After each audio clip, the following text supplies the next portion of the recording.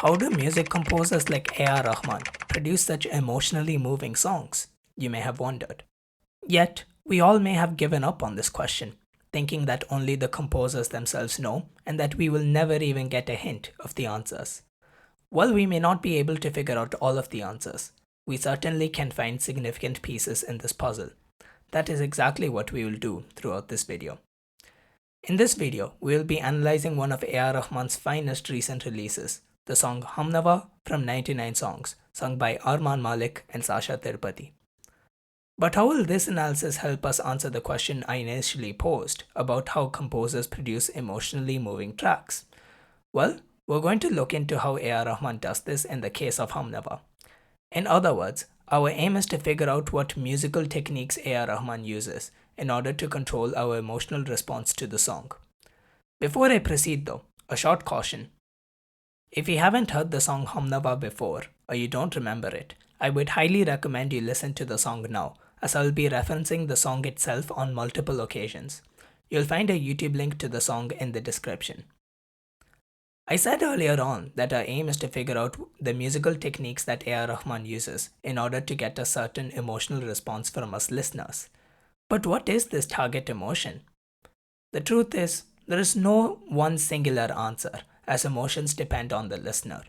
Per my own interpretation, this song is a journey, which starts off confusing but ends uplifting. You can imagine a road with a start point of a confusing emotion but with an end point of an uplifting emotion.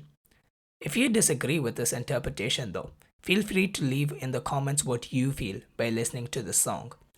For the sake of this video though, let's go with the interpretation I just presented. So how does A.R. Rahman achieve this journey-like emotion? I believe he does this in three ways. Firstly, through the structure of the song. Secondly, through texture and articulation. And finally, through melody. We will define each section and go through each of them one by one. Let's start with structure. Structure refers to the sections of a song and the order of these sections, which form the overall composition. Before we go into Humnawaa structure though, let's look at a typical Indian film song structure. How are most Indian film songs constructed? Well, many songs start off with some sort of introduction, often instrumental, before going into the pallavi. Then you'll have an interlude as a transition going into the charnam. After the charnam, sometimes we'll hear a repeat of the pallavi and then a second interlude, although some songs may skip the repeat pallavi. After the second interlude, we will have another charnam, often set to a very similar tune to the first charnam, but just with different lyrics. The song will then end with a repeat of the pallavi. There are a few things I'd like you to note here. Firstly, the song starts and ends with pretty much the same melody as the song starts and ends with the pallavi. Secondly, almost the whole second half of the song doesn't bring about any new melodies. It repeats the melodies that have been sung already. This can be extremely impactful sometimes, as making it repetitive allows the listener to listen without much tension, as they know what is coming next given its predictability. Repetitive forms of music like this are called strophic music. Now, this structure is not completely strophic, particularly because you have two distinct sets of melodies, the melody in the pallavi and the melody in the charnam. But it is more strophic than the opposite of strophic, which is through composed. We can essentially form a spectrum between these two, with strophic, the completely repetitive one, on the left side, and through composed, the completely non-repetitive one, on the right side. Where do you think the typical Indian film music structure would fit in within the spectrum? Have a guess based on everything I've said. I'll give you a few seconds.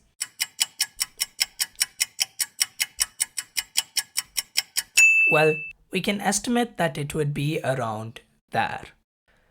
We talked about how there is a lot of repetition, so it would definitely be closer to the strophic side rather than the through composed side.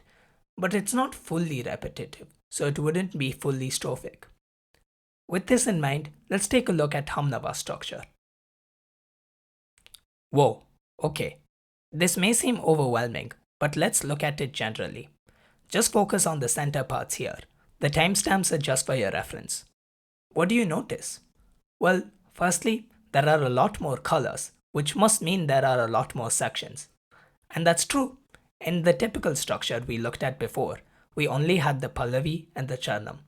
But here we have what I've named section A, section B, as well as section C, D, and E. We have 5 sections here compared to 2 with the previous structure. That's the first thing to notice.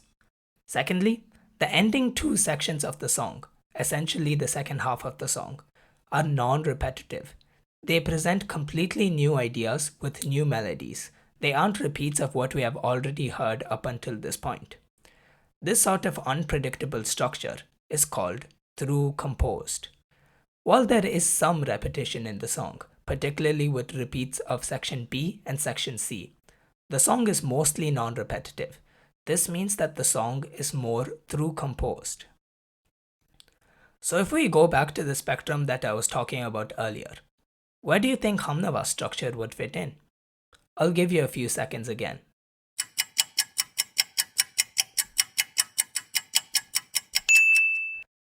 Since it is more through composed, it would probably fit in around there. So let's go back to the journey-like emotion that I was talking about. We have a distinct start point, which is section A, and a distinct end point, which is section E. The song mostly travels forward on the road without going back too many times and repeating parts of the journey. Therefore, this relative non-repetitive style of structure used in the song makes us listeners feel like we are on a journey from one start point to a completely different end point. I will talk about the confusing and uplifting parts later when we talk about melody. Remember that there were 3 aspects to this analysis. We've just finished structure, so now let's move on to texture and articulation before finishing off with melody. Firstly, what do the words texture and articulation even mean? Texture refers to the thickness of sound or how many layers it has. Articulation looks at the nature of each sound. For example, is the sound short or long? Or is it a sound that is stressed or unstressed? These are the sort of questions that articulation answers. So let's start with texture. The song starts with a much thinner texture, with initially 1, then 2 pianos playing. The ending section of the song has a much thicker and warmer texture. We'll hear a demonstration of this in a few moments alongside a demonstration of articulation changes. But before we do that, let me briefly explain what goes on with articulation, after which I will demonstrate these findings with examples. So let's talk about articulation, which describes the nature of sound, whether it is smooth or choppy, stressed or unstressed, etc. The song starts off with unsustained piano notes, where we can hear each note clearly. Now, you may be wondering, what does unsustained mean? Let me demonstrate by playing the opening piano part. First unsustained, then sustained. Starting off with unsustained.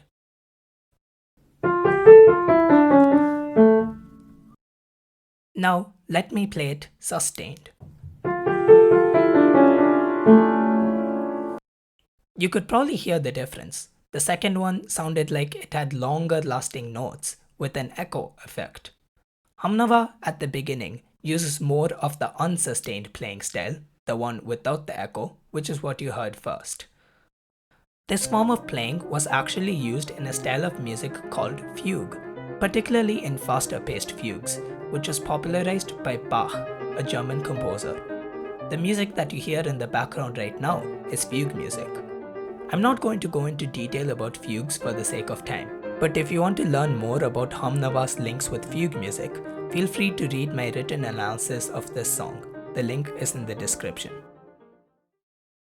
While the song started with unsustained notes, the sounds in general are more smooth and sustained towards the end, with the orchestra parts and wind sounds. I mentioned when talking about texture that I would demonstrate the change in texture. So let's hear the changes in texture and articulation in this song. We'll start with the beginning 15 seconds or so of this song. Here, the song has a thin texture with unsustained notes.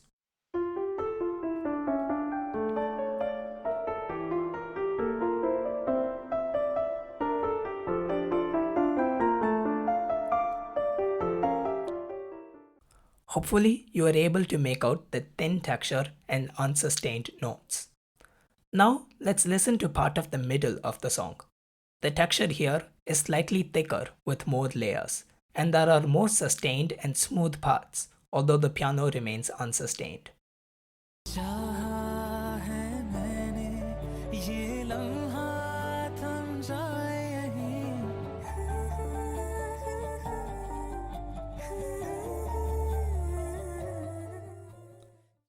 You should have heard that the texture gets slightly thicker and there are more sustained parts.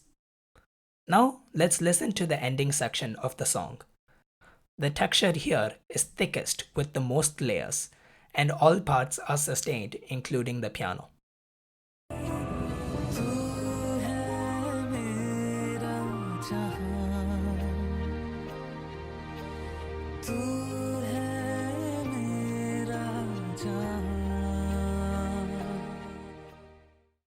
Once again, we can link these features to the journey-like emotion that I've brought up. The start of the journey is thin in texture, while the end of the journey is thick in texture, and it grows as we go through our journey. In terms of articulation, the song starts off with unsustained and choppy sounds, but yet ends with smooth and sustained sounds. So we finished going through structure, as well as texture and articulation. Lastly, we have melody. Well, what is melody? Melody is essentially the most memorable musical idea in a piece of music at any given part of the song. As I noted previously, melody is where we can hear the transition from confusing to uplifting most clearly. So keep this in the back of your mind as we go through this. The melody in Humnawaa is based off many scales, and I want to try and tie these scales to emotions. So first, let me pull out a list of scales here. Okay, this may seem like a lot of information, but let's take it bit by bit. This column here shows a list of scales with their names. Now, the scale names are just names. You don't need to worry about any deeper meaning behind these names. Now, these scales have certain emotions attached to them. If you're familiar with Indian ragams, for example, you'll know that each ragam emanates differing emotions. Just like that, these scales are no different. Let me give you two examples. Listen in for which scale sounds brighter and which scale sounds darker. Here is the first example.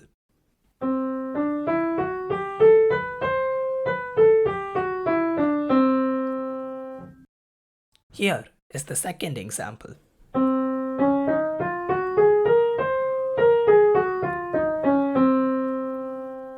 Which scale do you think sounded darker? Have a think for a few seconds.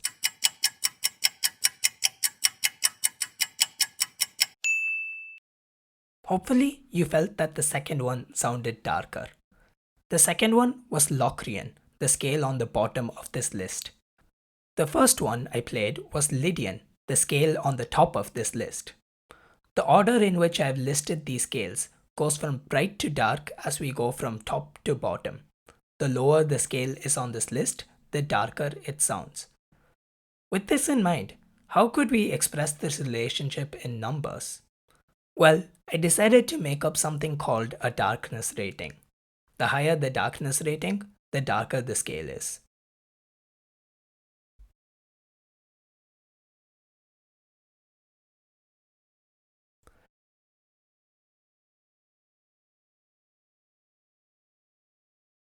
Now, let's start to look at scales in Humnawaa by first gaining some context. As I've noted here, songs mostly stick to one scale throughout the whole song, or may have one or two changes here or there. In rarer cases, some songs may be in a different scale per section. For example, the Pallavi might be based on one scale, and maybe the Charnams or an interlude might be based on another scale. But Humnawaa doesn't follow any of these trends. And before I move on, let me just point out for your information that Humnawaa is mostly in the key or shruti of D, although you'll see that even that changes at times. Okay, so let's take a look at what scales are used between the introduction, section A, and section B, just in case you need a reminder of which parts of the song this is. So the parts that are being circled are the introduction, section A, and section B. We will be looking into the scales used in this part of the song. Well, the first thing that you will notice is that there are so many scale changes. Within the first 70 seconds alone, the song has gone through 7 different scale changes. And if you have a look at the darkness rating of these scales, you will see that they are very varied. The first few scales are mostly bright as the scales have low darkness ratings. But then the scales become really dark with the likes of Aeolian and Phrygian, which you can see have high darkness ratings. At this point, we are confused. We don't know whether the song is supposed to be bright or dark. Thus, we see why the start of this journey is confusing. All of these scale changes leave us emotionally confused as we don't quite know how to feel with regards to the song. With that in mind, let's look at how the song ends by looking at the scales in section D and section E, the last 2 sections of the song. In section D, here, there are still a lot of scale changes, but for the most part, it stays bright, thus starting to show signs of consistency. The parts that stray away, particularly the 4th and 5th scales here, actually help set up the final scale change. The D Aeolian scale and D sharp Ionian scale have 2 very important common notes, C and F. And thus by singing these notes before the final scale change, Rahman helps smoothen the transition. D Aeolian also helps build tension as it is a dark scale before the ultimate scale change into a bright scale. This scale change is particularly important as it leads into section E. The scale change is also a key change into a higher key as the key of D sharp is higher than the key of D. As we go into a higher key, we feel lifted up, thus contributing to the uplifting feeling. Additionally, we end on a bright scale, Ionian, thus further strengthening the uplifting feeling. Furthermore, section E is the only section of the song without any scale changes. This allows us to feel stabilized as there are no more confusing scale changes. So ultimately, what makes this final section feel uplifting? Well, all of the crazy scale changes up until this point built up tension. As this section has no scale changes, it allows us to release that previously built up tension. Secondly, the song ends on the Ionian scale, which is a bright scale, which contributes to the uplifting, positive feeling. But perhaps most importantly, it achieves this in a way we didn't expect. The song, up until the ending, has mostly dealt with scales in the key of D. Thus, we would expect the song to end in the familiar key of D. But Rahman throws us all off by shifting the key to D sharp. This stuns us and thus contributes to the uplifting feeling. If the song had ended in D Ionian, for example, we might feel satisfied. It would feel nice, but also expected. But because the song ends in D sharp Ionian, the unexpectedness of this change makes us feel uplifted. The latter has a far more powerful emotional impact, which is how the song is able to emotionally move us. That covers all 3 components: structure, texture and articulation, as well as melody. Rahman creates a journey-like feeling by incorporating the through composed structure, and builds on this by creating a journey from thin to thick in terms of texture and from unsustained to sustained, or choppy to smooth in terms of articulation. Finally, he creates a journey between confusing and uplifting by initially incorporating many confusing scale changes, but then ending on a bright scale in a higher key, which uplifts us. I hope you enjoyed this video and found it both informative and engaging. Subscribe to the Influencers for videos like this, as well as for our monthly podcast with musicians in the industry.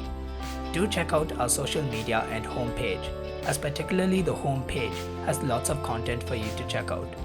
Thank you for watching this all the way through, and I'll see you next time.